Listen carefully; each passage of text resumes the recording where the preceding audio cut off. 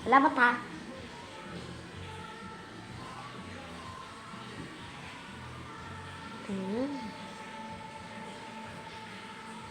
Nasaan niyo yung bibang yung sa akin? Ito na po. Ito na po, madam.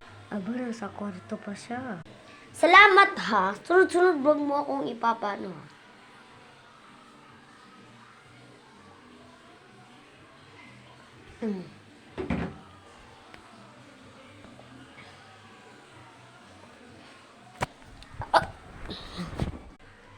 Mama! Mama, kita, inampun mo lang ako. Hindi mo ba ako alam?